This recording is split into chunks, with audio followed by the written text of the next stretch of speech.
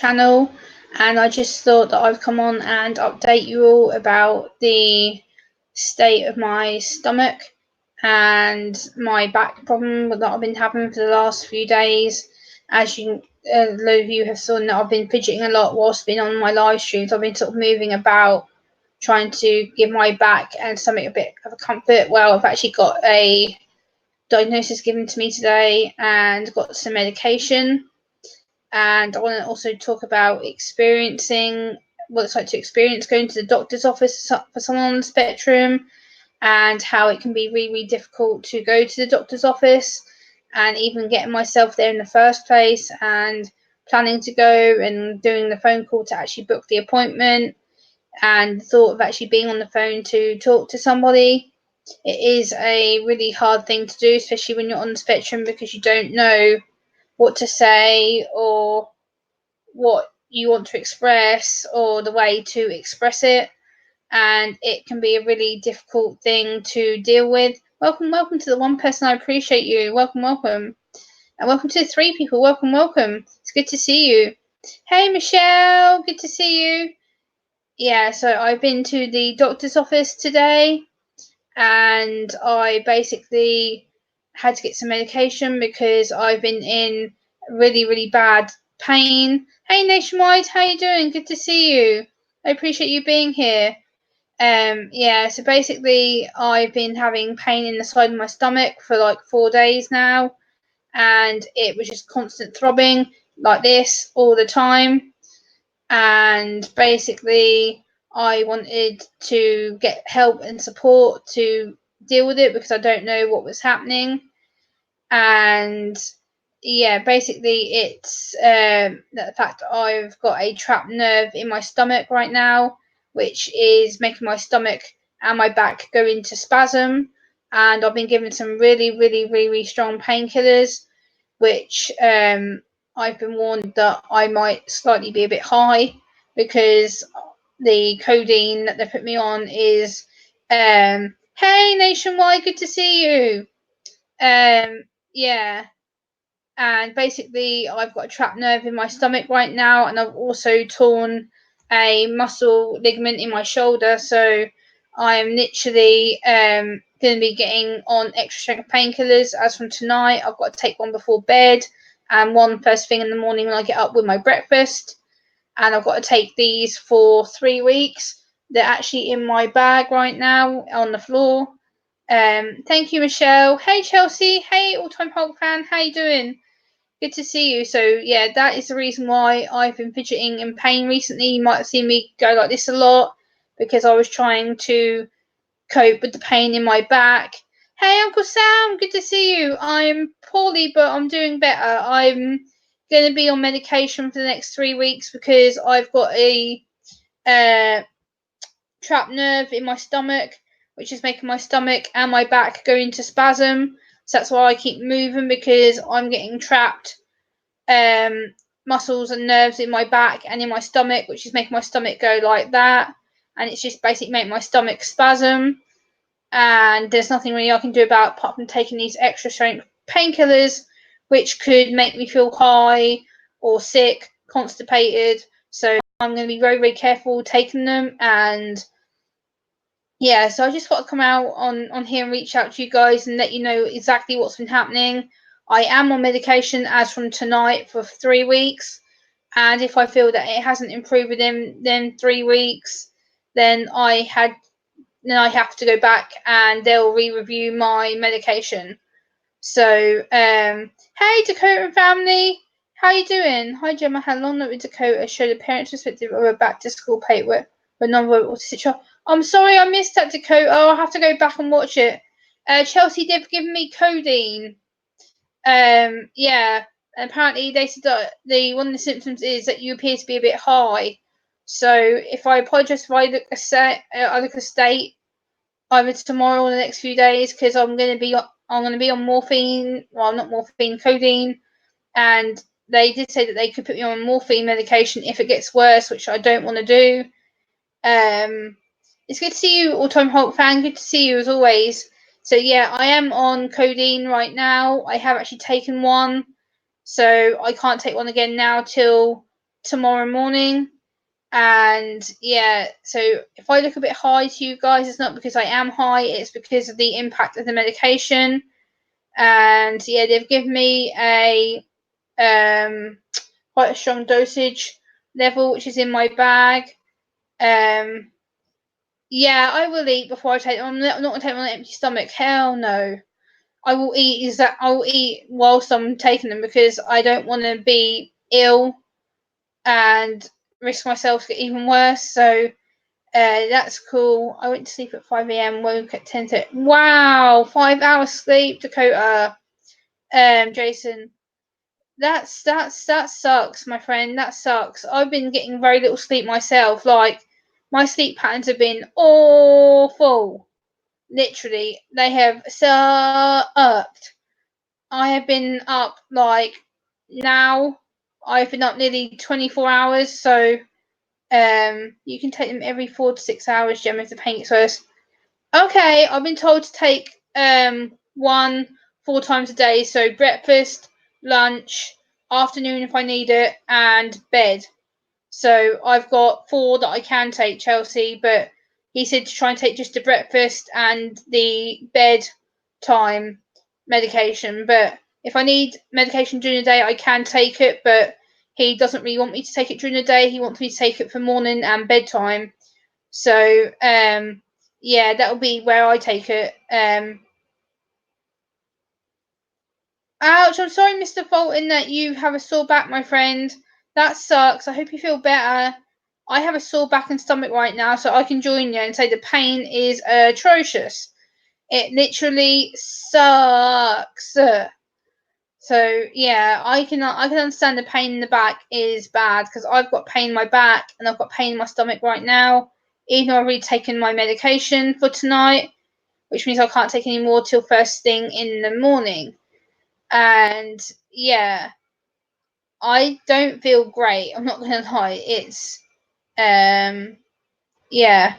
So I'm not feeling 100% great myself right now, but I want to come on and talk about it and share with you that if I do appear to be a bit like woohoo the next few days, it's because of my medication. It's not because I'm high off a illegal drug or anything. It's because my medication makes me feel that way, and it will make me feel that way. They've warned me that I'll probably feel sick, lightheaded, maybe a bit dizzy, nauseous. Hey, Eric, good to see you. And yeah, so I am on medication for 3 weeks starting now. And yeah, we'll see how that goes. And if I decide that I don't like it or if something happens to me, then I can go back and change it. And they can up it to morphine, which I'm hoping I don't need to go and get. I'm just hoping that this tablet will work. And yeah, who is that? I think I just got a message. Hold on a second. I'm live. Yeah. So I'm just right now going to be a bit like woohoo. So I apologise if I'm a bit like wah, because my medication will be kicking in the next like 2 to 3 hours. So I will be probably a bit like wah. So yeah, my back has hurt me again and again. I'm sorry, Mr. Fulton. I can sympathise with you, buddy. I can. I can really sympathise with you. I can absolutely.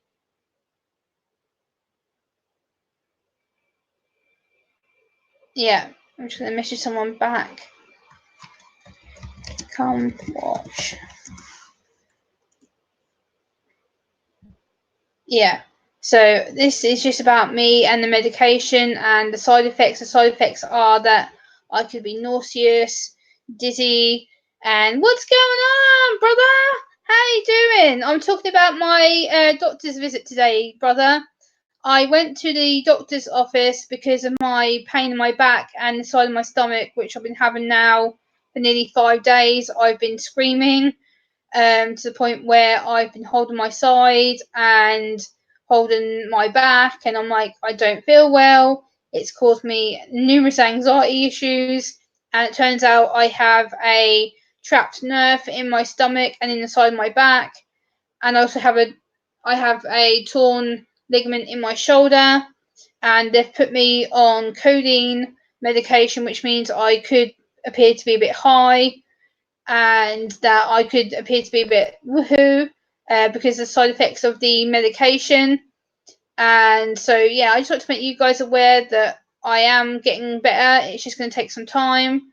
The codeine is probably going to be kicking my ass a little bit because I'm in extreme pain right now. And yeah, I've taken my codeine, so I can't take no more till tomorrow. And yeah, we'll see how this works out because right now yeah, I am literally in pain. And I'm not gonna lie, I don't feel great at all. But I want to come online and share what my day is. So hello, Flat Earth Forums. How you doing? Good to see you, buddy. Appreciate you being here. And yeah, I just want to share my experiences of today with you. That I went to the doctor's office. I plucked up the courage to go. You know, I'm very, very stubborn. And yeah, I'm usually very stubborn about going to doctors, GP. I'm very stubborn about going anywhere medical because of my experience. And yeah, I will, Michelle. I'll make sure that I eat on it. That's fine. Yeah, so it's kind of yeah, it's caused me nothing but issues. And as you can see, I'm like, for frick's sakes. um, yeah, my back is literally killing me right now. I've literally got pain shooting down my back. I literally feel like I'm on the pain scale right now. I'd probably say I'm an 8 out of 10 right now. I'm trying to explain, like, if you do have pain for someone on the spectrum, it's really difficult to deal with it because a lot of people on the spectrum don't feel pain. They tend to ignore it, or they'll tend to not realize that they're in pain till they start hitting it. And with me, I have a very, very, very low pain threshold. I'm not a person who copes with pain at all. I'm very much to the point now I will report any pain that I'm in whatsoever. Even if it's the most tiniest little bit of pain, they will know about it. Everyone's like, "Oh my god, Gemma's telling us again that she's in pain," and yes, I am because I deal with pain. Crap. I do. I'm not good with pain at all. I will sit here and get upset. I'll sit here and go, "Oh my god, this pain, this pain, this pain," and I'm just like that. I am very, very sensitive to pain. Hey Dave, how you doing? I'm glad you're still here, Uncle Sam. I appreciate that. Yeah, so hey, Faith in the Fallen. I'm going to pick the link in the chat if anyone wants to come up with me right now and give me some relief. So if anyone wants to come and join me, I'm going to put the link in the chat so that you can come on and join me. Mr. Fulton, of course, I will pray for you. That's fine. If you want to come and join me on the panel, I've just put the panel link in the chat and we can talk about this and have a giggle as well. If you want to come and join me on the panel, give me some relief, that would be great. If you want to come and join me, Faith in the Fallen, you're more than welcome to come and join me. Gill Skills, you're more than welcome. Uncle Sam, if you want to hop on, I'll just put the link in the chat if you want to come on up and join me. It'd be good to have someone to chat to be honest, and kind of see this through with, because right now I'm feeling really crappy.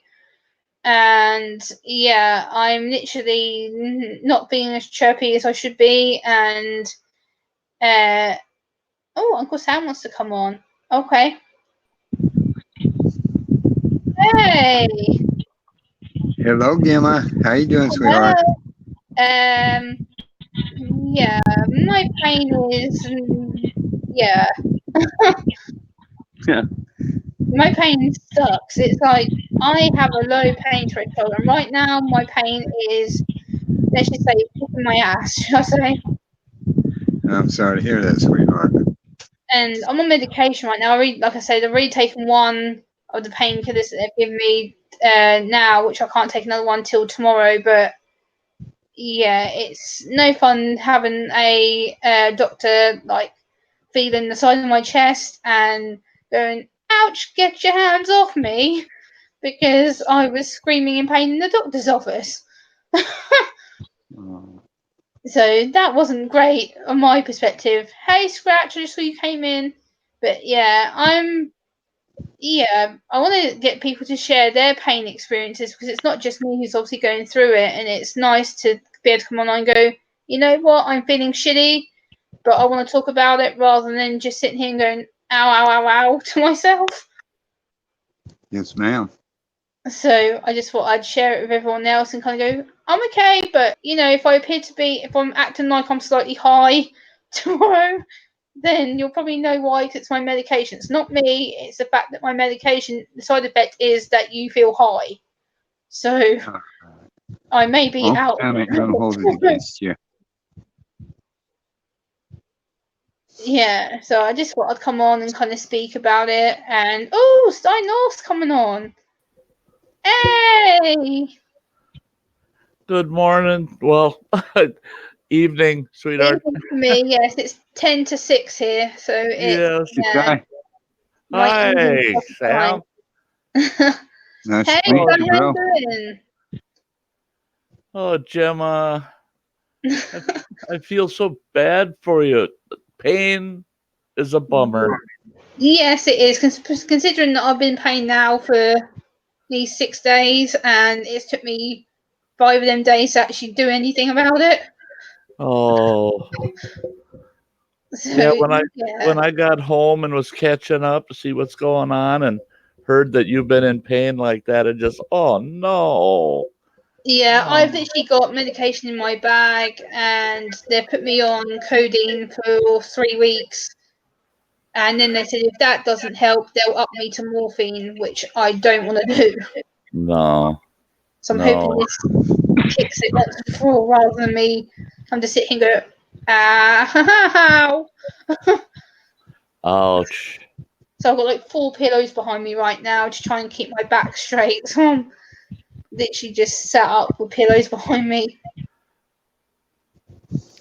Back Oh, pain. Jim, I'm I sure think. you know it. yeah. Hey, Oh, Faith go ahead, bro. McFarlane, thanks for joining. Hey. Yeah, so today I went to the doctor's office after being stubborn and ringing my parents. I was like, yeah, I'm in pain. I don't feel well, but I don't want to go to A&E because it'll be a 6 to 8 hour wait for exactly the same medication. So I was like, yeah, no, that's not happening. And so I rang the emergency doctor's number. This one, I was like, is there any goddamn chance that someone can fit me in today? Because yeah, I can't cope, and if I don't be seen today, I don't know what the hell I'm gonna do. So luckily they're like, oh well, your doctor's got a free appointment at 4:05 in the afternoon. I was like, yep, grab it. I'll come on and do it. And my brother's on. Hello. Hey. Hey, brother. It's been a while. How you doing? Oh, I'm doing okay. Ironically, I've got some back issues too going on. Yeah, I've spent the last 5 days wincing in absolute agony, and not only that, I've also got a torn ligament in my shoulder, which is aggravating my stomach and my back, and I've also got a trapped nerve and a torn muscle in my stomach as well. So Have I'm you started taking the medication? Is it starting yeah, to kick in at all? no, not yet. They said it could take 3 to 6 hours, and I've literally took it 45 minutes ago. Oh, okay. So you may So, progressively get better as this live stream yeah, goes on. yeah. Then Yeah. like I'm saying, if I appear to that I'm acting a bit high the next few days, it's because the side effect of the medication is that it makes you act high. So I'm just putting that out there in case people think, what the hell? Like, yeah, my medication's gonna take some ass whooping. So I'm like propped up with 4 cushions right now and my dressing gown behind me, and I'm just glad yeah, they're on it, Gemma. I'm glad they're on it. And with any luck, you'll be on the mend soon. yeah, it's just been so painful because the fact is, brother, I'm very stubborn. I didn't want to go to the doctors at all. I would rather run a mile than go anywhere near a doctor because my doctors previously screwed me over, and they tried telling me that when I went last time with my anxiety. Oh, you haven't got anxiety. You don't have the symptoms. Blah blah blah blah. I'm like, well, yeah, I do. And now when I went this time, they tried to convince me there was nothing wrong with me, and I was like, I'm telling you right now, 6 days of wincing in agony. Yeah, I know something's wrong. Don't sit here and tell me that it's all in my head, which they tried telling me. I was like, yeah, no. So I'm literally, yeah, I'm sitting here kind of wincing, partly zoned in kind of trying to ignore it. I'm glad you kind of fought him on it. Sorry, Sty, go ahead. Oh, no, I was just going to ask, Gemma, is that your regular doctor that you see Yeah, my GP, yeah. Because now, and hopefully they'll learn like mine has. The last time I ended up in the hospital, she came flying in there and she's all, what's going on? I want to see his chart. And they're going, well, we got control of this. And she's going, no, I want to know why he's in here, because that guy never comes to the doctor and he never goes to the hospital. So if he came in here, something's wrong. And that's where they should treat you, because the problem is with me, because of my autism as well, trying to tell a doctor that I'm in pain and where and how frequent it is, and he was constantly bombarding me with questions. He's like, so what's the pain like right now out of 10? Where is your pain? Does it move? Does it stay? I'm thinking, right, I'm in pain, I feel sick, I'm sweating, I don't feel well, my autism is kicking my ass at the same time, and I'm trying to communicate with the doctor to give me something, and then he goes to tell me that my blood pressure is through the roof. I'm like, well, what do you expect? I'm not feeling well. I haven't done for these 6 days. So right, you're not feeling well, plus you're feeling real anxious. The anxiety is getting to you. Yeah. Of course your blood pressure is going to be high. It's all snowballing. Yeah. Yeah. And said, it's tough when you got to fight the doctor on that. The funny thing was that he goes to me, have you done any drugs that you shouldn't have done? I was like, hell no. I'm not stupid. Like, no. Why? Why do they ask some of those guys? It's like, really, seriously. Like, I would never ever take any illicit drugs. Ever. And he's like, are you sure you've not taken anything today? Have you taken anything that could have made you high, or have you took anything like alcohol? No. Why would I jeopardize my appointment, and why would I make a stupid mistake to come into the doctor's office drunk? No. Just for the love of God, help me. Well, help me. I don't know if you're aware, Gemma, but when I had to leave my camp early last week because I blew my ankle out. It rolled over. Ooh. And I dislocated my ankle and 3 bones. And so I thought I broke it, but I got camp, broke down, got home, and I don't go to the doctor. I said, oh, but I better make sure it's not broken. So I went to the urgent care, the emergency room, just to have it x-rayed. And while they're making arrangements to get it x-rayed, they started asking me a bunch of questions.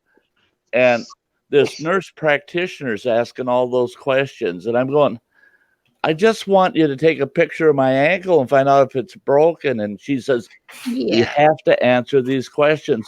And one of them just threw me right off the wall. And I said, that's enough. Either take the picture or I'm going home. She goes, do you have unprotected sex? I said, I'm 62 years old, for crying out loud. I just came out of the woods with a bum ankle that's twice the size it's supposed to be. And you're asking that question? You should have said, yeah, I do. Are you offering? That would have shut her up real quick. Yeah. They asked me that question too. He was like, oh, we have to check as you're a young female. I was like, oh, here we go. And he goes to me, is there any chance that you're doing anything that you shouldn't be doing? I was like, what do you mean by that? I said, do you mean as in, am I sexually active? And he was like, yeah, I didn't want to ask that, but yeah. I was like, well, no, I'm not. So you don't have to worry about that. It's like, and that's the worst thing you could possibly have asked me. Because as someone with autism, the thought of being sexually intimate with anybody is no, thank you. I'd rather run a mile. So I was like, yeah, no. And yeah, my anxiety went through the roof. I was like I said to him, I was in there 10 minutes. And he was like, oh, you need to calm down. You need to calm down. I'm like, the worst thing you can possibly tell me right now is to calm down, because the more likely you tell me to calm down, the more likely I am to go da-da-da-da-da-da-da-da. I'm like, you're really aggravating me. He's like, you need to calm down. I'm like, I can't. I'm autistic. I don't feel well. And when I don't feel well, my emotions go, Right. and that's it. I can't control it. It's literally, no, I describe it as a tank. The tank just gets shorter and shorter and shorter, and also it just goes whoop. All the tank's full. I have nowhere else to breathe. I can't put any more emotions into it or feelings into it. It's just I need to decompress, go away, and get myself to a point where I can get the tank to be open again so I can do social time. And the doctor's like, I'm sure it's not that bad. I'm like, I'm telling you now, it is that bad. It stopped me from doing a lot of things. I've stopped doing housework because every time I try and carry stuff, it hurts my stomach. Every time I try and bend over to pick stuff up, it hurts me. Every time I've been eating, it's been making me feel sick. And I'm like, don't tell me that there's nothing wrong with me. I know full well there is. And it's like, oh my God, are you kidding me? Like, yeah, so I've been a bit aggravated today. I've not had a good day. I've literally spent the whole day wincing in agony and talking to a stupid doctor who clearly doesn't know jack crap about my condition whatsoever. Well, Gemma, And then having to communicate to him. And yeah, Gemma, let's just say, yeah, guess what? what? It's all done. I know. The hard I'm still part's done. stressed. You've I can't got your help it. medication, and you're en route to starting to feel better. You've taken your medication. You're amongst friends, so you can breathe and relax and start letting that go, because the pain's going to let go, and you're going to start feeling good soon. Hopefully, Breathe. Yeah. This day has been I know. torture. I know. Trust me. I hear you. I suffer from, I don't know if any of you guys know, but I suffer from anxiety and depression too. And I know exactly what she's going through, aside from the autism. But yeah, it's not brilliant. And then, like, getting on the public bus as well, feeling as crappy as I have done today, is just triggered it. And then being smacked on the back of the head by someone on the bus, and it's been absolute storming like hell here today. So that's kind of triggered me off as well. I'm just like, yeah, today is just a bad day. but you've actually accomplished something positive, and that's something you should focus on. You've gone through all that, but at the same time, and I know that's a lot of stimuli, that's a lot of stimulus, but you've accomplished something out of that. So now you can start the road to recovery because of it. So I know it's hard to think of the positive when the negative, it feels like it's looming, Yeah. But really, you've accomplished quite a bit with it. I know it must be awful hard, Gemma. At this point, like you said, it's evening there. Yes, it is. Yeah. It's hard, especially for you. It's hard, but what Gil's really saying is, you look back at today and look at where you are right now. I mean, you're amongst 4 wonderful friends. You're calmly sitting here sharing with us your terrible day. And that's the way you need to look at it. This is your day has time. been terrible. Yeah. Now it's better. Now it's better. That's right. Things are getting better. Yeah. Yes. You're a tough girl. A lot tougher than a lot of people I think would give you credit for. You're one of the strongest people I know, Gemma. Yeah. I won't go that far, but yeah, it's a case of I guess for me it's part sensory overwhelm, because I'm having to go through not just the emotional pain of feeling ill, it's the physical pain that I actually feel in my chest and my stomach where it's hurting me. And then trying to process that and go, well, okay, this is cruddy.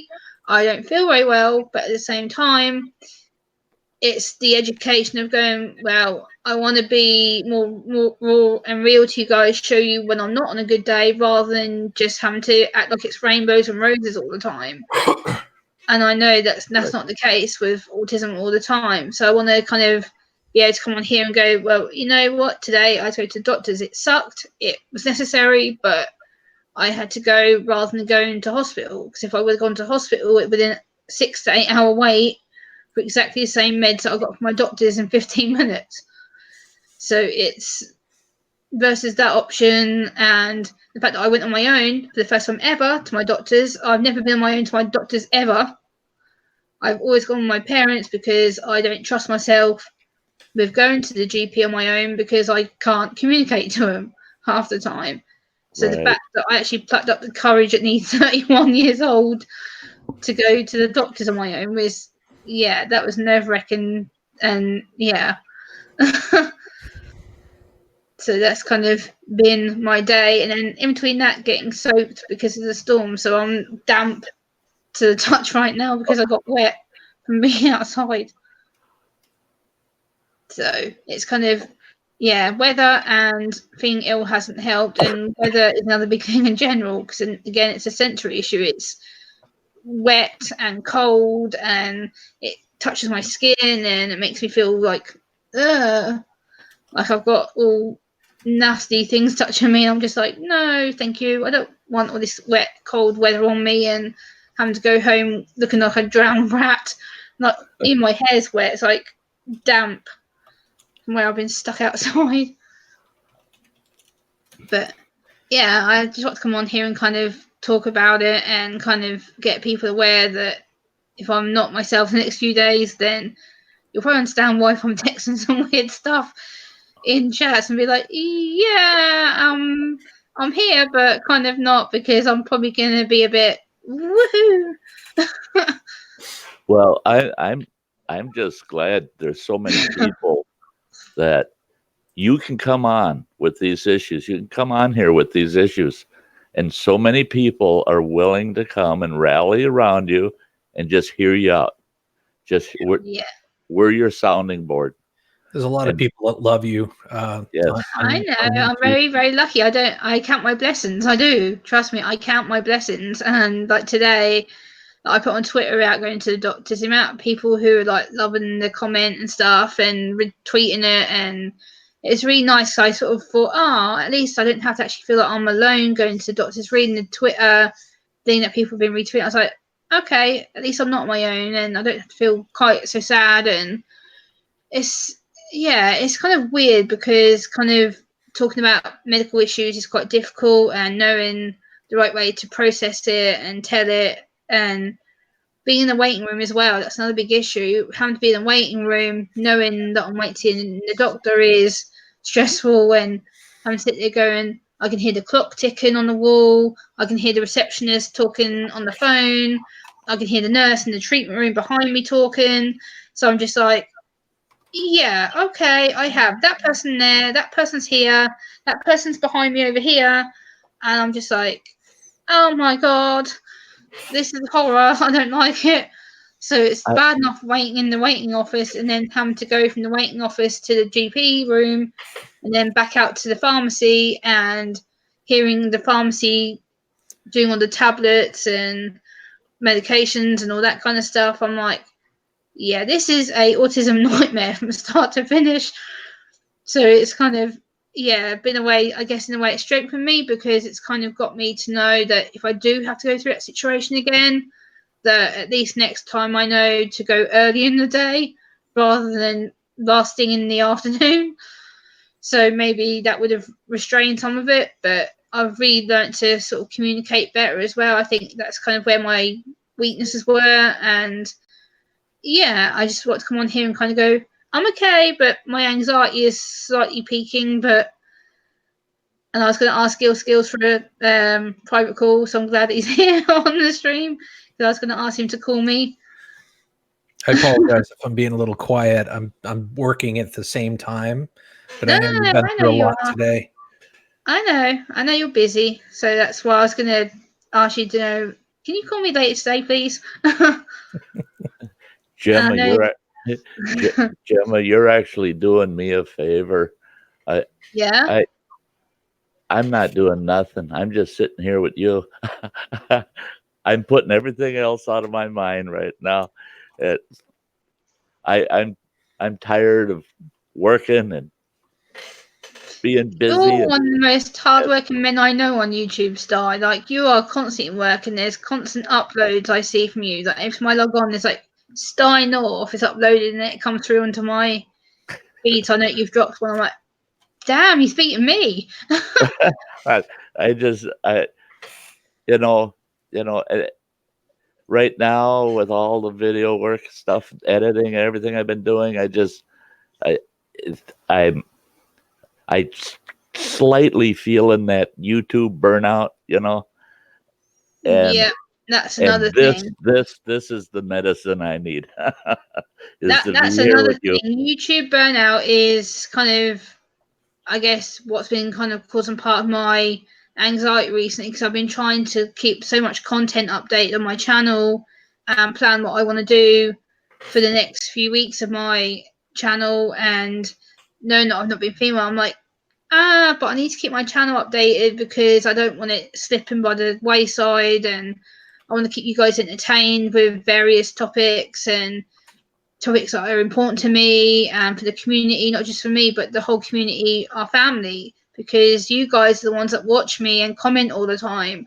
You're the ones that share my things out. So I worry that I'm kind of slipping and going, oh, no, I need No. to. So I'm going to speak about. I think I know exactly what Sty is going to say because I could see it right on the tip of his burnt tongue.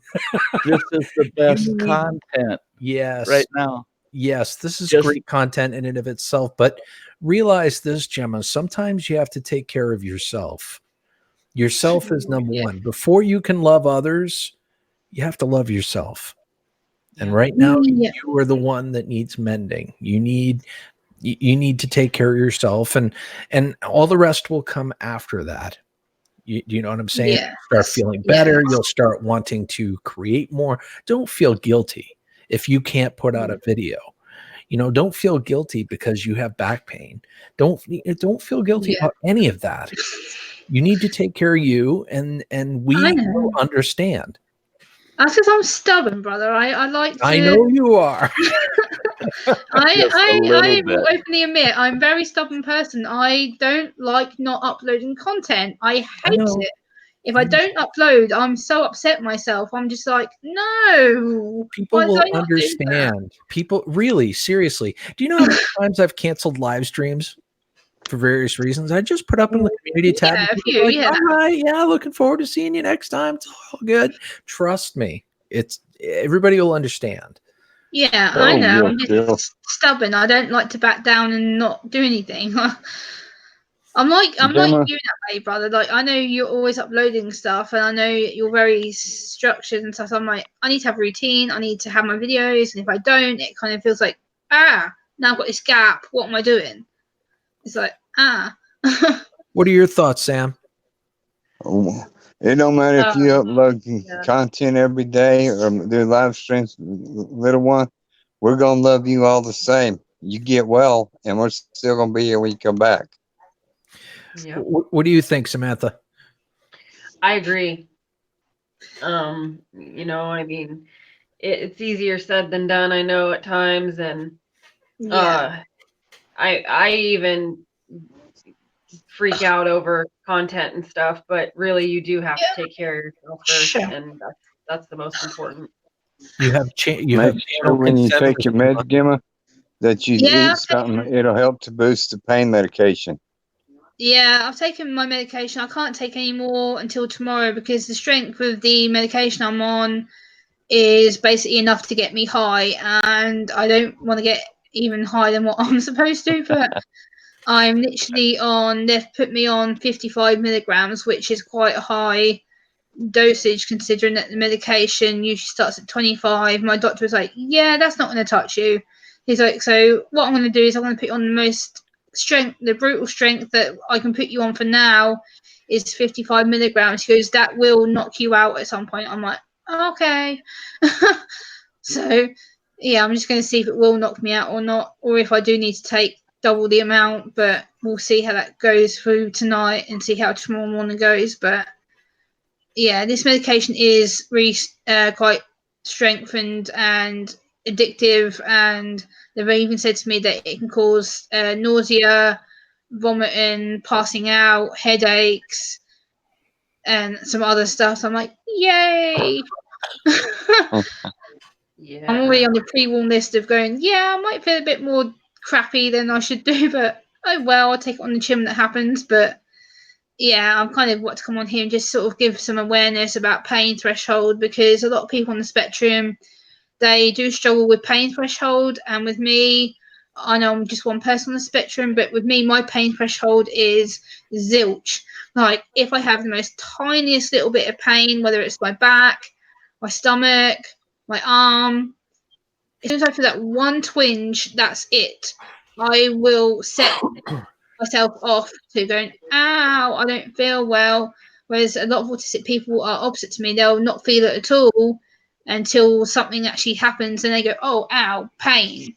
Whereas I'm very much like, ow, ow. And I'll sit here and actually hold my arm or like the side of my stomach. Like I've got right now, my pain is quite moderate and I can feel it from my side of my chest down and then back across my shoulders. And people are like, oh, Gemma, really? Is your pain that bad? Yeah. My body is literally going ba-boom, ba-boom, ba-boom, ba-boom because of the pain. And what people don't get is that I get very, very sensitive to it. I'm a very sensitive, emotional person most of the time anyway. So when I get pain or sickness, like Sam knows, I rang her up in private and I'm like, oh my God, like, what the hell do I do? And I'm stressing and people don't get it. The pain is so severe for me that it feels like my world is crashing down. And all of a sudden I'm like, okay, real life, pain. Pain is temporary. Real life sucks. And I'm having to deal with the fact that pain is in my real life. And I'm having to deal with the virtual side effects of it. And at the same time, trying to keep focused on family and on YouTube. And I'm like, okay, pain. Pain sucks. Ow, I'm in pain. I'm sitting here in pain. I feel like I'm going, and yeah, it's difficult to control it because I can't just switch off, even though if I wanted to. Yeah, and that's, even with a person that doesn't have to deal with what you have to deal with on the anxiety side. Anxiety amplifies everything. Yep. And your pain to someone else might seem minor, but when you're dealing with all the things and the sensory issues that you have to deal with, it just keeps amplifying. And we can see you, trying to pull that back down, trying to turn the volume down on that pain. Everybody with anxiety can tell you that it also makes it feel like time is slowed down to an absolute crawl. Exactly. So exactly. Yeah. And you're stuck in the moment. You know what I mean? So a minute feels like hours, and an hour feels like days. Yeah. It's like being shot in a closet cupboard and you can't get out. And it's like the doors have been jammed in front of you and you've only got like a certain amount of room to breathe. And at the moment, my body feels like I'm jammed and I'm trying to fight my way out of it. And I can't because my pain's going da-dum, da-dum. Every time I try and push past it, and then it's going boom, boom, coming back to me. And I'm going, nope, I'm going to push through it and ignore it. And my body just goes, nope, not going to do that. And then it comes back. Your body's telling you that you can't go around this obstacle. You got to remove the obstacle, and that's what you did today. You went through all you went through to get your medications and start your road to recovery, so that you can continue living your life the way you want to. Yeah. Gemma, I'm sorry about that. I thought I muted my mic. It's okay. Not my camera. It's kind of, it's kind of been a day of up and down emotions, but I have learned one thing actually as well, is that the UK is getting better with people with disabilities with the GP surgery, but at the same time, it kind of, the one thing they did say to me is that they didn't have my autism diagnosis down on my medical records. I was like, that's slightly worrying, because if it's happening to me as one autistic person, another autistic person who goes to that doctor's surgery is going to have to go through that as well. It's going to be another person going, why is my medical condition not on here? Why is there no notice of them going, oh, this patient is anxious, she's autistic, we need to be careful, because there was no note on my medical file. When I said to the doctor today, I said, you do realise I'm autistic, don't you? He was like, no. And I'm like, yeah, we're going to have a problem. And Now I had that to explain if he had that in your record, just think of how many questions he would not have had to have asked you. Yep, And exactly. he could have taken a whole different approach, and it would have gone so much better for him and you. Yep. Let me ask you guys all something. Have you ever, I mean, I'm sure you've all dealt with this, but let's talk about it. You go to the doctors, and of course, you go to this doctor for years, and then all of a sudden, out of the blue, they update their system. Oh. And they start all over again. They don't transfer the information. They start all over again, and they ask you the same questions over and over and over again.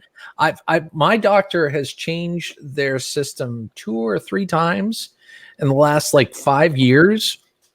And what an annoyance to go in there and talk to your physician and be like, Hey, happy trials. like you're there for the first time. You know, Gil, this should interest folks. Now, this is a good example of how they can avoid that. My doctor, the clinic I go to, it's considered a community-based clinic, and it's okay. I'm uninsured. So I go to this clinic. For me to see my doctor, it costs me $15 for a doctor's visit. It only costs me $45 for all of my lab work, because they base it on your income. They don't care if you're making $100 a month or $100,000 a month. They'll see you, and you pay based on your income, right? But they're associated with every major hospital in the region. And their system, they've got a portal on the internet. I can go in, I can see all my medical records. I can talk to my doctor through that portal, and it costs me nothing. It's just like a doctor visit on the internet. And they updated their whole system. I went to my last visit.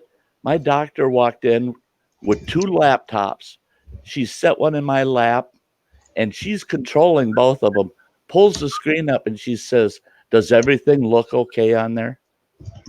She says, "This is our old record. Does everything look okay?" And I'm looking at it, and I go, "Well, no, this is wrong. That's wrong." And she's fixing it while I'm telling her. And she goes, "There we go." She hits the enter key. She says, your whole medical record's updated. No questions other than, there it is. Look at it, and you tell us if there's something wrong. I loved it. I could not believe it. It was so simple.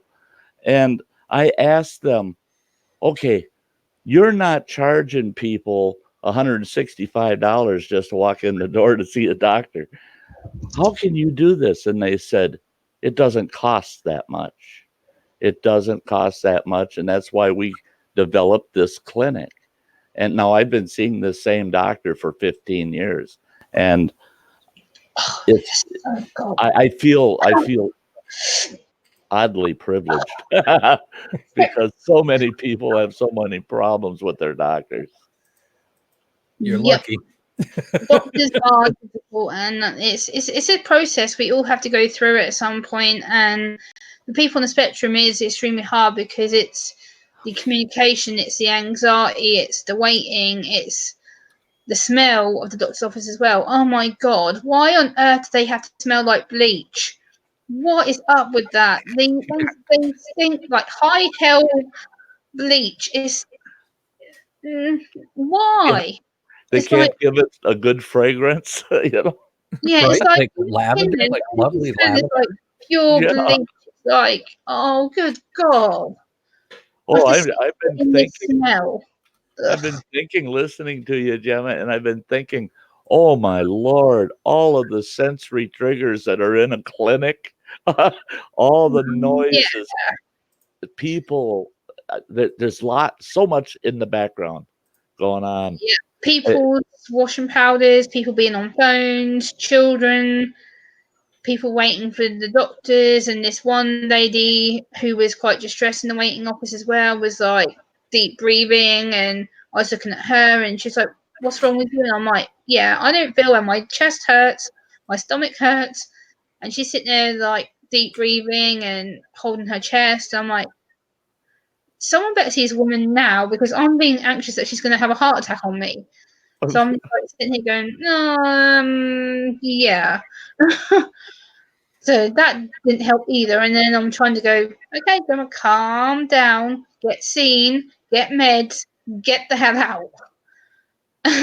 That's kind of what I done, but in a slow version. Then had to wait in the pharmacy, which then they got my date of birth wrong. Instead of putting it the 11th for the 10th, 88, they put it as the 10th for the 11th, 89. I'm like, no. Like, you should know my birth date by now. I've been here so many times. That should be the instant thing you get right. I'm like, oh. So doctors for me are useless, and they don't seem to understand that I am an awkward patient going because I'm communication awkward, I'm socially awkward, I'm stubborn to hell, and yeah. Are you starting to feel better? Yeah, I'm starting to feel a bit calmer. I'm still, my anxiety is still somewhat rampant, but yeah, that's something I just have to deal with and kind of knock it on the head when I try to. But that's why I was hoping I could talk to you, brother, and kind of, yeah. Just relax and breathe. And just, like I said, think about all the positives today, all the things that you've accomplished today, you know, and it definitely helps. And yes, we can definitely talk later. Yes, it's kind of been a day of sensory triggers, and at the same time, I have obviously done good because I've coped with it. I've come home, I've been able to unpack my bag, set up my laptop, and get up all the stream and everything. And so that's a good thing. I've got my friends here, my mates, you're not just friends, you're my family. That's the thing I want to stress as well. When you're on YouTube, you're not just friends, it's family. We're all in a community, supporting one another, and we all comment on each other's channels. We're all frequent visitors on each other's channels. So it's not just that we're friends, we're all family, we're all connected. Like, I know I call a lot of you my brothers and sisters because you are to me, especially Gil is my brother, Sam is my sister, my uncle Sam, Uncle Sty over there in the top corner. And I don't see you as just friends. You're my family. Like, I'm more closer to you guys than I am my own blood family here. I trust you guys more with my life than I do my own blood family. And We that's feel the painful. same Love way, you, Joe. Gemma. Huh? Love you, Gemma. We feel the same way. Yes. Like, I trust you guys more with my own life than I do my blood family because my blood family are a pain in the backside who don't half the time understand me. And when they do try and understand me, it leads into me having a meltdown or me hanging up on the phone with them because I get so angry. I'm just like, yep, leave me alone. I need to go. If I don't go now, I'm going to say something I regret. Let me go so I can hang up the phone. And then I end up hanging up the phone going, oh my God, my family are the most stupid people. So I'm just like, okay. But yeah, I'm calm. I'm calmer. I'm getting calmer as the time goes on, and I know my medication will be kicking in about 2 hours. But yeah, I just want to come on and talk about, kind of make people aware of the side effects of medication and that especially people with autism, will differ. I know that I'm one person, so for me, I might be slightly high and heightened and go woohoo, but another person on the spectrum might go crash and go wallop down and not cope with it. So there's two ways of dealing with medication on the spectrum, and yeah, that's one thing that I'm going to do a follow-up video on, because there is different levels of severity of medication. So again, it's about being careful. And also, I met a paramedic today as well, and he took my email address and my Twitter name and my YouTube channel, and hopefully I might be doing some work with them around autism provision and what happens when they admit someone with autism into the paramedic services. So that's going to be a piece of work that I'm going to be focusing on pretty soon as well. Hey, Michelle. Hey, Jim, I hate to interrupt, but I do need to make a few phone calls for work, so I got to get off here. But I will continue to listen, okay? Okay. All right. Have a great day. Love you guys. It's always good to see you. brother. Have a great day. Take care, Gil. Yeah, oh, that was good to see him. It's good to see everybody. Like, this is a discussion that needs to be put into place, because a lot of people don't understand the stress of going through a medical appointment, regardless if it's a doctor or hospital appointment, and the stress of having to go through the communication. Like Sty said, it's the sensory triggers, it's the answering the questions, it's the brain processing, it's knowing what to say. And even for 10 minutes, I was so overwhelmed and stressed with it. I was thinking, just give me my meds. Let me get the bloody hell out. I want to go home. And he's like, well, we're not done yet. And I'm like, give me my meds. Give me the damn prescription. I'll go to the pharmacy. Let me go. If I don't get out of here now, I'm going to have a full-scale meltdown. I said, and I'll tell you what, you're not going to like it. And he's like, oh, really? I'm like, yeah, trust me, I know my triggers, and right now is not a good time to question me. And he was like, oh, I'm like, no. So it's Sam, how are you doing? You're extremely quiet there, Sam. No, Yeah, I'm doing I'm just good, lady. listening I to was you. just setting up my new headset. Sorry. It's okay, Sam. We can hear you. It's cool. Like, I know Sam must have some experience with going to doctors and stuff. I know we've talked about before. Yes. Hello, Miss Samantha. It's difficult, because regardless of what condition you have as well, it's more who you feel confident with seeing. Like Sty said, he sees the same doctor, whereas over here in the UK, that doesn't work. You are put to doctor to doctor to doctor to doctor. You never see your original doctor ever, unless you book a priority appointment. I've seen, how many doctors recently have I seen? 1, 2, 3, 4. Yeah, 4 different doctors in about a 4-month window, because my original doctor's nowhere to be seen. Oh So boy. it never happens ever. You literally go with who's on call, or you go with who's on shift, and they put you with that person. You don't have a choice. I couldn't imagine my doctor. In fact, she's a beekeeper, and she's had me out to her and her husband's home 4 or 5 times now, and Yeah. I go out there to their home, and they show me all the beehives, and they send me home with a half a gallon of fresh honey, and Nice.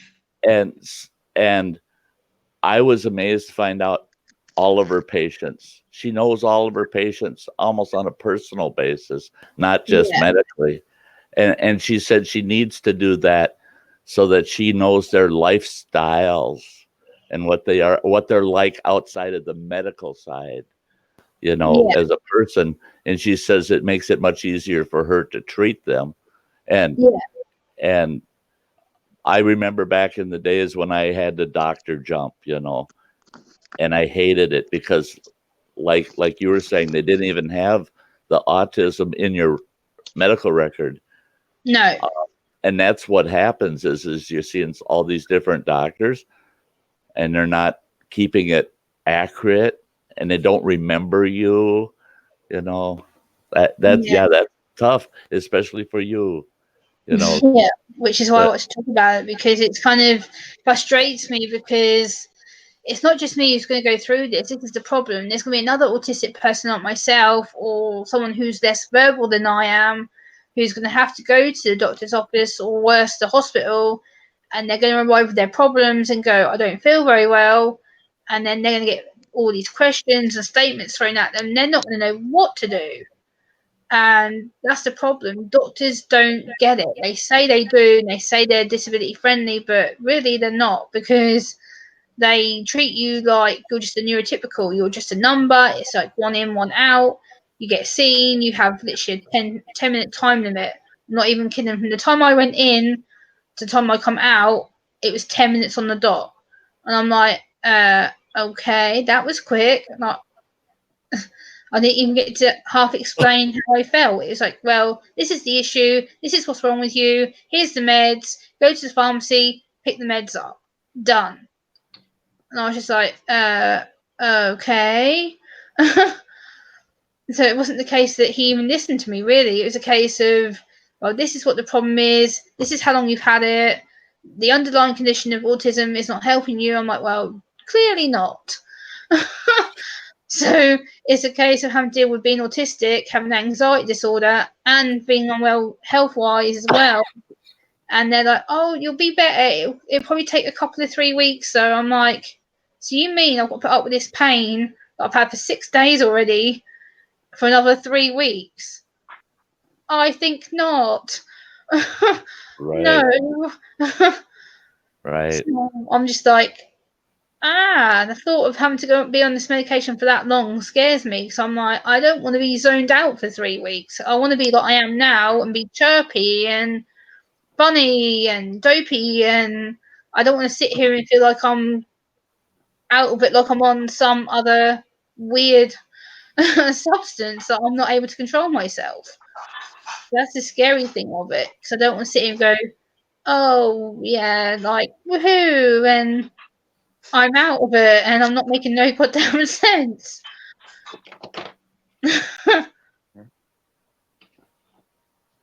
So that's kind of what I'm worried about, because I like to stream. I love to stream, and I don't want to sit here and go, yeah, I might act weird the next few days because I'm on my medication, which is going to be knocking me a bit. But I still want to be able to stream and go, this is what it is. This is what I want to talk about, and get my message out to the point that I'm able to say things rather than thinking, oh, Gemma's going to be acting weird.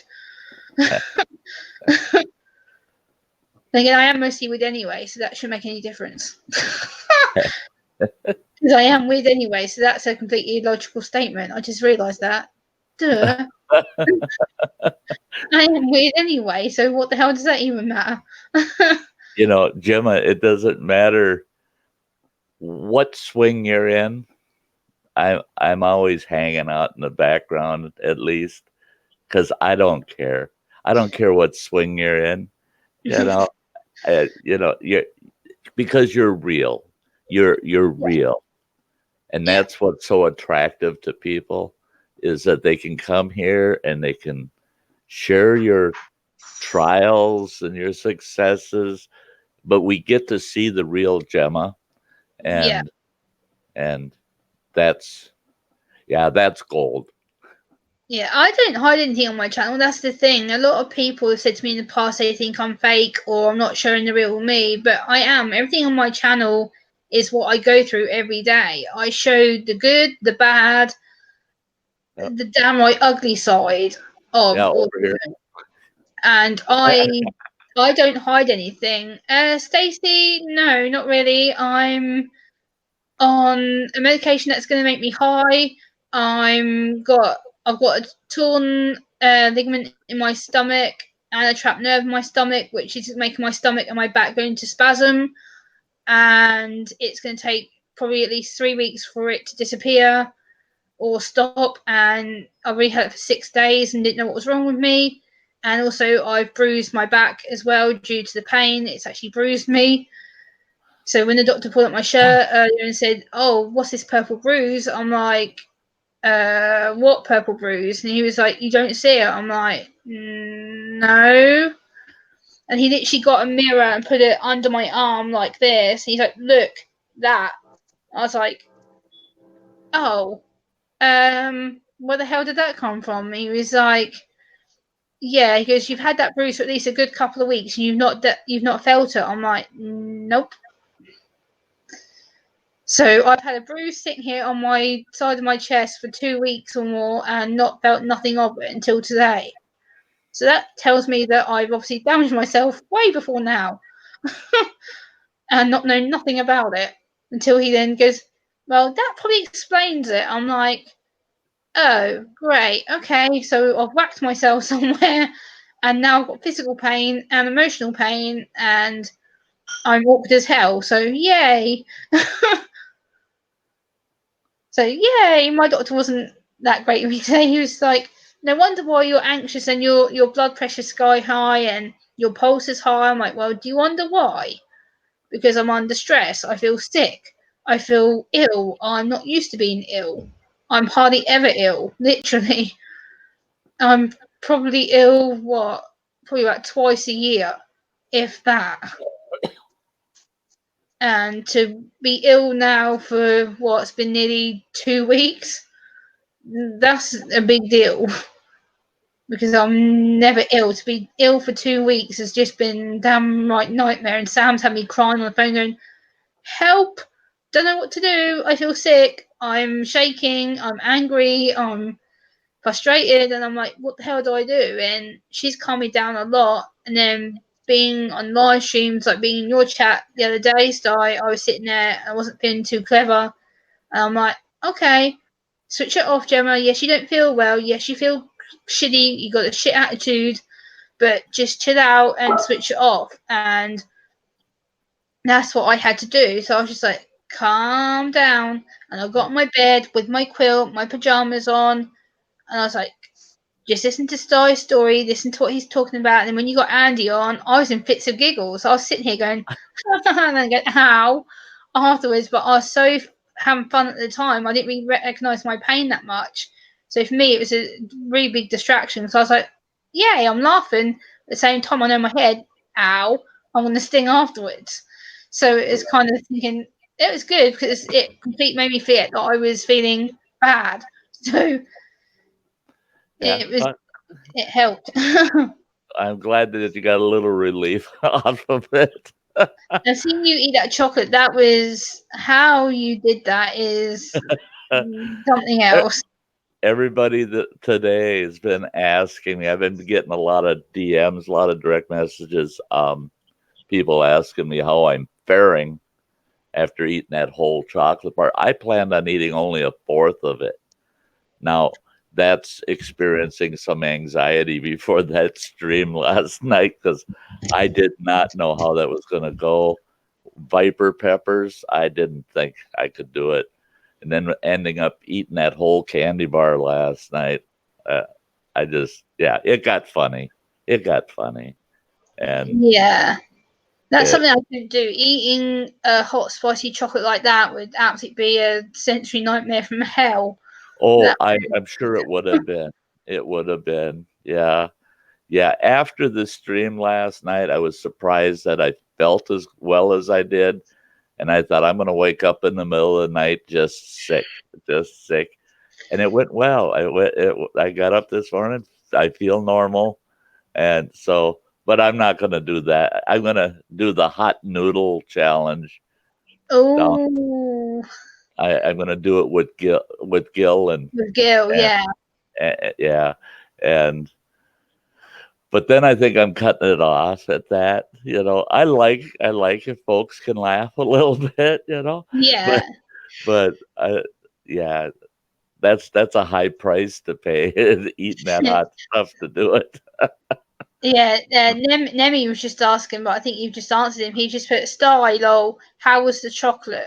But you've just answered that, so yeah, it actually was an awesome flavor. It's just that burning effect of those ghost peppers that yeah. I think just about eating curry. That's about as hot as I go with regards to hot food. Curry does it for me. That's it. If I eat anything in the curry, I'm done. I'm like, I will pay for it. I'm like, yeah, no, I'm not doing that. If I have a spicy curry, that's as hot as I go, and then I will pay for it later on. So I'm just like, yeah, I avoid spices if I can possibly help it, because my body just doesn't like them at all. That's typically me too. I don't do real spicy, and so when Andy sent me that chocolate bar, he said, "Oh, I'm sending it to you, but you can only." He says you got to eat one small piece live. So Okay. that's what I planned on, was just a bite, just to take that small piece. But eating that whole bar last night and it's all because of all wonderful people that came over while I was doing it, encouraging and saying, "Go ahead, go, do it again." And yeah, it was too fun to stop. I was able to ignore the misery of the burn just because we're Yeah. having so much fun. Nemi's got a comment for you, Sty. He's put, Sty, brother, you are a warrior. I've told you, you're undestructible. Oh gosh, no, I'm destructible. I'm telling you, I'm so gimped up today with this leg. My ankle is getting better, and then that's the thing is this morning, just walking around my flat here a little bit, getting coffee and the like, it swelled right back up again, and I have to go out to camp in a week again for 7 days, and I got a feeling I'm going to be doing a lot of just sitting outdoors at camp. I'm not going to be hiking or anything, but yeah, and I think about you when you talk about your pain and everything else you have to deal with. Yeah. The pain I'm dealing with my ankle right now. I think of that and how aggravating it is, and how I feel. I'm a kind of person where I get very irritated over limitations. Yep. And so I was feeling really, really frustrated. And then when you came up, I thought, put everything aside, put your foot up, turn Gem on, and just relax. The ankle's not gonna, it's not gonna just go away. You're gonna have, it's gonna take time. So Yeah. give everything else up and just relax and be with some good people for a while. And Yeah. I well, don't know how relaxing I'm I am. glad you came up. You saved Uncle Sty today, I think. Yes, I don't know how relaxing I am, but I try and be as relaxing as I possibly can be on here. And I guess I like to kind of get people together, and I like to make people smile and help people through their dark times and their struggles. And a lot of people over here, especially friends who know me for quite a while over here, they call me the little agony aunt, and they all come to me with their issues. And if they're feeling sad or have had a bad day, they'll text me. They'll be like, Gemma, have you got 10 minutes? Gemma, have you got half an hour? And I'm like, give me 5 minutes. Hold on. Get a drink. Get me something to eat. Yep. Give me 5. I'll call you. So then I called them, and 2 hours, sometimes hour and a half, I'll sit there and be like, so what's the issue? What's the trigger? How can we resolve it? How can we overcome it? And then they're like, how can you be so sensible? I'm like, it's not hard, really. I have to do it for myself. It's a case of having to put my strategies into place to stop that happening to me. So therefore I can help someone else who's going through a bad situation. So when I see people who are upset and I reach out to them, I'm like, hey, I've seen you acting a bit sad. Hey, I've not seen you live stream in a while. Where have you been? Are you okay? Do you want to talk? And I reach out to them and go, come on, let's chat. Where are you? And even if I have to push it, I'll be like, so you've not live streamed in 4 days. Are you okay? Are you sick? Are you sad? And Right. I make sure that I find out about people. And it was like the other day, I didn't see that you'd put that about that you were going to be going camping until when I got a message from Andy. And Andy texts me, he's like, whatever you do, Gemma, don't worry about Sty. I was like, oh, you really got me worried now because you said the word worry. As soon as people say that to me, I stress. Right. And I was like, Because what do you mean Sti? No. And I got mega stressed about it. I was like, what do you mean Sti's not here? What? It completely threw me. you know, and that's true. And that's for everybody. I don't care who they are. Certain words are triggers. Mm. And like the word worry. If Yep. somebody says, "Oh, don't," and you don't hear the tone of their voice, they say, "Oh, don't worry." You hear the word worry. Well, Yep. what is there to worry about? What, you know, that there's Exactly. got to be There a is. reason for that word. Because when I read the word worry, or I pick it up in a phone call, and they're like, people are like, "Oh, don't worry about me, Gemma." I'm like, "Bingo, you've triggered me. Oh, You've I said am. the word Right. worry to me." And I'm like, "Now you've got something to hide. Now you need to tell me." So, Right. like, even sometimes, like with me and Sam will say to me, "Gemma, don't worry about me. I've been feeling a little bit of this and a little bit of that." And as soon as she says the word worry to me, I'm like, "Uh-oh, something's not right." And I'm on that phone with her straight away. I'm like, you said that you were worried. And that triggers me. And she's like, "Oh, well, I didn't mean it in that kind of way." I'm like, yeah, but as soon as someone says the word worried to me, or that they're worried, I instantly react. I'm like, well, they said they're worried. That means not good. That means Right. sad. That means unhappy. Yeah. And I get in trouble because I misread a lot of things, and that's the trouble with autism as well. I misread a lot of body language, and I misread a lot of words that are said to me. So for me, I sit here and go, did they mean it in that way? Were they meaning that they were worried? Were they meaning it as in a previous period of being worried? So are they not worried now? So I have to try and process Right. that. Right. And it's difficult. Samantha, how are you? I'm good. How are you doing? Oh, I'm doing good. Sam's often too quiet. I always have to tell her on the phone. I'm like, Sam. I'm like, don't hide anything from me, Sam. I always have to get it out of her. Like literally, I will push her on the phone. I'm like, Sam, and she's like, don't worry, Gemma. I'm like, Sam. She knows I'll get her after this. I'll go on the phone and be like, Sam, you were awful quiet. Is there something you need to tell me? And she'll be like, no. And I'm like, I think there is, madam. I think me and you need to talk after this. I'm a generally anxious person to begin with, and I get quiet and I just listen. That's what I do. So Yeah, but me and Sam have a way of getting her anxiety out of her. We usually have a private call for like usually a good hour, 2 hours. And I'll sit there on the phone and I'm like, so Sam, are you going to tell me why you're anxious? What's been happening? And she'll be like, blah, blah, blah, blah, blah. And I'm like, Sam. And I can get that out of her. She knows that I'll phone her straight after this and be like, hi. And I will literally phone her after this stream. She knows that I will press that button and be waiting to call her. Like, I will sit and go, Sam. but I love you and I love our calls, and they really do something for me. So Yeah, I call I you get a lot every out day of it. without fail, at least multiple times a day if I help it. I spend at least 3 or 4 times a day calling Sam, even though she has a 9 hour difference from me.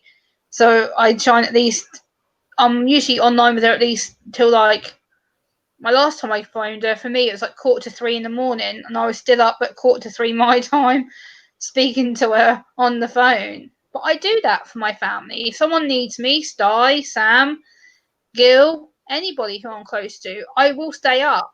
If someone reaches out to me and says, Gemma, are you free? Yeah, sure. I'll get up out of bed. I will have a shower. I'll be on that computer waiting for you. I will. It doesn't bother me. Usually I don't sleep anyway. So for me, it gives me something good to do rather than going, oh, I can't sleep. Poor me. Oh, let's do something productive. Let's get on a phone call. Let's get on a text message. Let's get on an email. To me, that helps me then go, I don't have to worry about it. So I can sit here and go, well, what's wrong? Tell me. How can we resolve it? Let's look at the strategy. And I can sit here and be logic because my brain functions that way all the time. I can You sit know, here and go, well, it's this, it's that. This is what we can do. This is how it's going to end. And I'm very clever like that. I can go boom, boom, boom, boom, boom, boom. And people are like, what? It's not that simple. I'm like, yeah, it really is. Mhm. Simplicity is best. Yes. Yeah, it's facts, logic, strategy, end result. Simple. It's very you have simple. inspiration, you have strategy. So what are you going to do? Is it going to be an email, a text, a phone call? Is it going to be a YouTube message? Is it going to be a community tab post to say, hey, I'm looking out for you, how are you, da da da? Is it going to be a private phone call off YouTube and Google? Is it going to be a cell phone call? And it's all the way that you think about it. There's always a strategy to overcome a problem. So with Sam, I know I get on a Google phone call with her and I sit down and I'm like, right, what's the issue? What's the next step? What do we deal with? How do we end it? And me and her will sit there and she'll walk me through her situation. So like the other day when sadly she won't mind me saying this, I know it's really sad and she misses her dog. Her dog had to be put to sleep. And I had to talk her through the process of how to deal with it. So Sam was sad, really sad, which is completely natural. I get it. I've had a dog put down, so I said to her, look, I relate to you totally. I relate to having a dog put down because my dad's dog last year got put down to sleep. So I was like, it's going to be sad. You're going to have a mixed lot of feelings. You're going to be seeing an animal who used to be a pet. Now that pet is gone. You're going to have to grieve over it. You're going to have to deal with your own emotions on it. And then you're going to have to try and slowly start moving on. And I know that's going to be hard because in your head, that pet is still there. That pet is still alive, but it's not. But the pet is still important because it's therapy. It gives you something to talk about to somebody. And now that it's gone and that pet is no longer around physically, doesn't mean that you should forget about it. It just means that that pet has come to an end of its time, but it's still going to be a part of you. You still cared for that animal. You still had it there.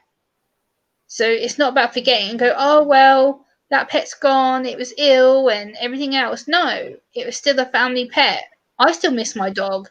I still get upset about it. And it's been a year and 4 months since my dog's been gone. I still cry about it. I miss her dearly. She was a lovely dog.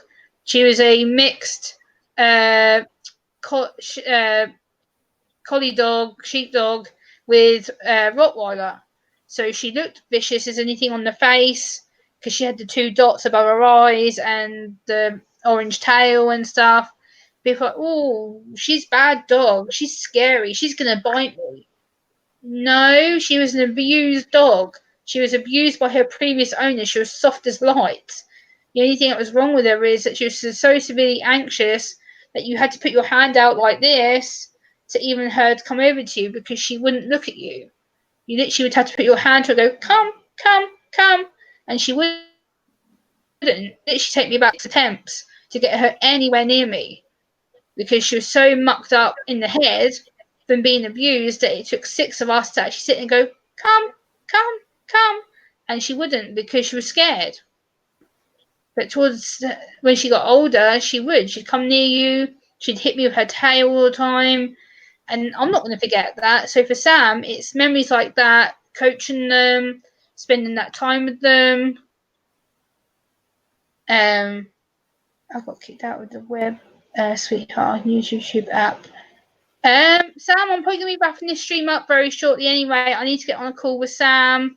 I need to go get myself some dinner and take the other half of my medication because my back is right now starting to irritate me. But yeah, I appreciate people being here and just seeing the importance of the medication and autism thing because it's not talked about, and it annoys me the fact that that people hide it, and I think it's like they're ashamed. And I'm saying, look, don't be ashamed to be on medication, please, because if you need medication, take it. It's the most safest thing you can take. It's prescribed legally, safely. I have part of the receipt from the medication, which is signed by my doctor.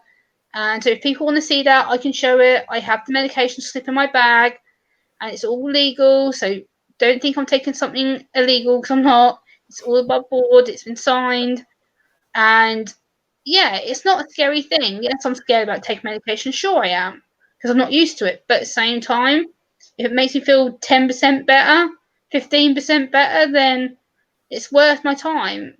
So it's just a perspective. It's knowing how to take that and think, okay, it's going to be temporary. It's going to be something that I can get rid of in a few weeks.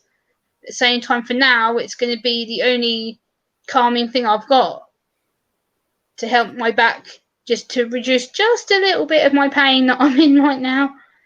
But I get that. It's going to be a long time thing. It's a tool. It's a tool that's going to help you get through life. That's all it is. And every tool can be used properly or improperly, and you're using it for the proper reason. Yeah, It's going to make your life a little bit better to yeah, help you get through. Yes. exactly. Medication is a temporary thing. Like, it's not going to be a permanent thing for me, hopefully. But Right. a lot of people do have medication permanently for their pain and conditions. I get that. I 100% think that's good. If you need medication, go for it. But at the same time, it's not always the go-to thing. Sometimes it is about self-help and knowing that there's This other ways of dealing with it. this is what Sty has to deal with daily. That's what I got to keep my pills in. Wow. I got AM and PM pills every Oh, day, wow. and that's the outcome of um, having a bad heart and not physically bad heart. No, I- no, of course not. You're a great person, fantastic person. You haven't got a bad bone in your body, nor is Sam. oh yeah, that's too high of a compliment, girl. That's But true. That's true, Star. You've but done nothing but being appreciative and respectful to me. You've treated me like I'm a princess. Every time I come in your stream, you're like, Gemma, and oh, you you are, you like, are. You know, I treat people the way they deserve to be treated, and and when I show my appreciation for people, it's heartfelt. I believe what I feel, and it's because they've earned it, and it's because I just describe what I see, and you're a sweetheart. You're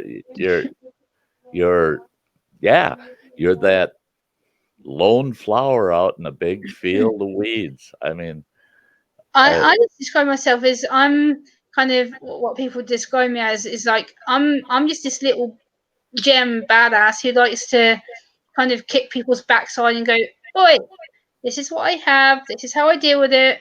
Don't judge me. If you want to get to know me, great. We'll have a party and celebrate and talk and everything else. But if you want to judge me and make me feel like pants, then bye bye. You don't get a chance. right. That's you gone." That's right. That's that's what I adore about you. That's why I said earlier, hey everybody, this is somebody that's real. She's not Yeah. hiding anything from you. No. She's gonna tell you what she sees and how she feels. And that's for some of us, that's what we adore in people is their honesty.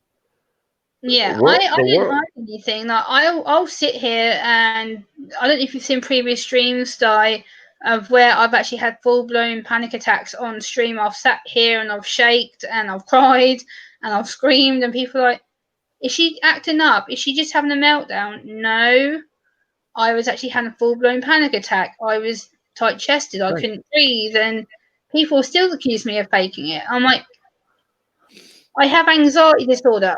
What? I can't fake having an anxiety attack. I know when the symptoms hit me. I know the shortness of breath, the tightness in my chest, my shoulders hurt. I know that I start to sweat. I know that's when I need to go, oh, alarm bells, don't feel well. And people, oh, well, she's acting up. No, right, I'm unwell. And I have been now nearly 2 weeks, but I'm here again showing that. I'm here showing that I'm white as a ghost. I've got two jumpers on because I'm absolutely frozen. And I never wear two jumpers at one time ever. I'm usually in a t-shirt and one jumper. And the fact I had to put 2 jumpers on shows that I'm clearly ill. Yeah. Because stylists to me, I'm wearing like sleeveless shirts and vest tops. I never wear 2 jumpers ever. And I'm literally got 2 thick jumpers on. I know how that feels when I first found out I was diabetic. I'd go through cold sweats. They were terrible. I'd sweat like it's 110 degrees, but it felt like it was below freezing. I was just freezing and sweating, and I'd be wearing 2 shirts and a big heavy sweater with a blanket wrapped around me, and my own family was, "Oh, that's dramatic. That's overblown. It can't be that bad." And I told them, "Hey, I'll trade places with any of you, you know." And why would a person fake that? Exactly. This is the thing. People judge you on one side that they've seen of you. Right. And this isn't Saturday night TV. I mean, we're real. This is real life. We're seeing each other as we are. And it'd be totally different if we had a Saturday night show on major television. That would be scripted. Yeah, people like think that I'm either trying to put an act on or like, yes, in the past I probably have masked a lot of my problems, but that mask has come off a lot more and you do see a lot more of the real side of me. But in the past, yes, I probably did mask a lot more because I've had people stab me in the back all the time. I've had people tell me that I'm not autistic. I've had people tell me that because I'm a woman, women aren't autistic. Yeah.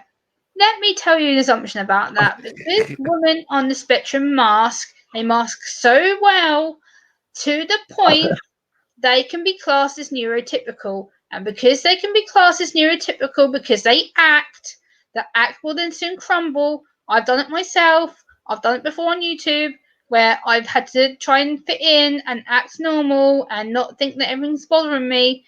I can near enough pass as nothing's wrong with me. 2, 3, 4, 5 days later, once I'm off the internet and everything's going bang, like it is now, you see it come out. You see the anxiety, you see the upset. Sure. I show you everything when it happens. I will sit here and go, yeah, today's awful, today's cold, and I don't feel well. I've got 2 massive jumpers on. I never wear 2 jumpers in one stream. I'm usually in a vest or a t-shirt.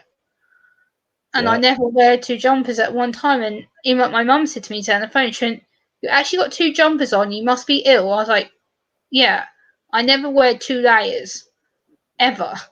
So to sit here in 2 layers is like a big deal because I never do that. Like Steiner's, he's seen me in vest tops and little cropped t-shirts where I've got my arms out. And today I've got 2 jumpers on covering myself up because I'm freezing. Oh, yeah. So often you're wearing a sleeveless top. So often I see you with a sleeveless top, always dressed down cool and and that's one thing I try to I'm just a person that I believe in having situational awareness, knowing trying to know everything that's going on around you. I sometimes it drives me nuts, but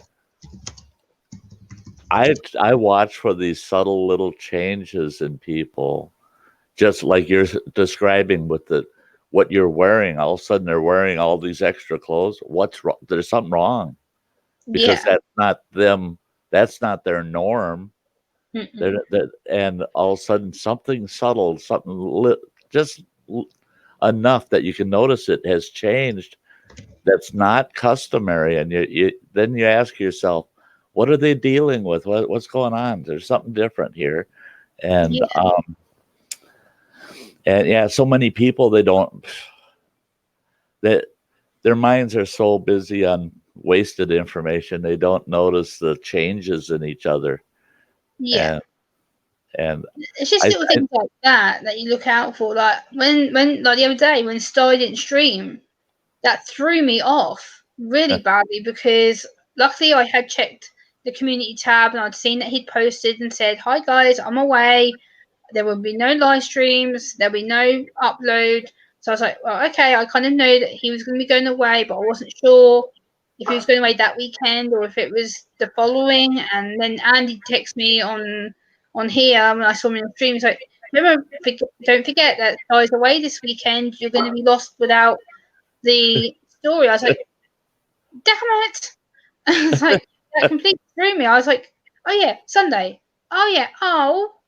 Sty's not going to be there, so that completely threw my routine because I'm used to every Sunday night, early hours Monday, having my Sty story when I'm in my bed, and it threw me. I was like, oh, what am I going to do now? I've got no Sty stack, so oh I'm like, no.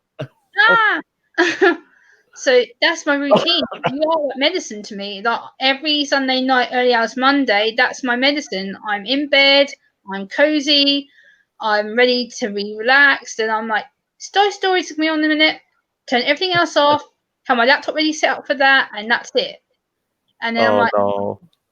oh, okay, he's not here. Oh, what am I going to do? Where am I going to go? It completely I, threw my mind. I was like, oh, out at camp, I did a video. It'll go up probably late this week. But I did a video about social stress and in my arena, outdoor arena, bushcrafters and how they've become almost prejudicial where, oh, you got to be this, you got to be that, you got to be a certain way. And that I don't like that conformity thing.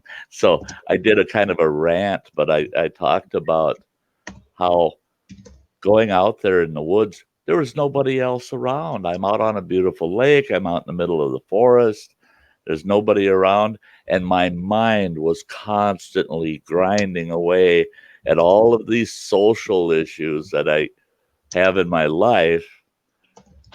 But the one thing that was in my mind was my channel and all my dear friends, all the people that are here. You all came with me.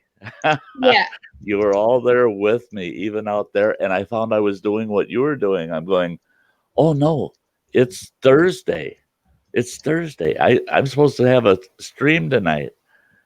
And I'm sitting out in the middle of the woods. I'm going, well, that's not happening. But I felt out of place.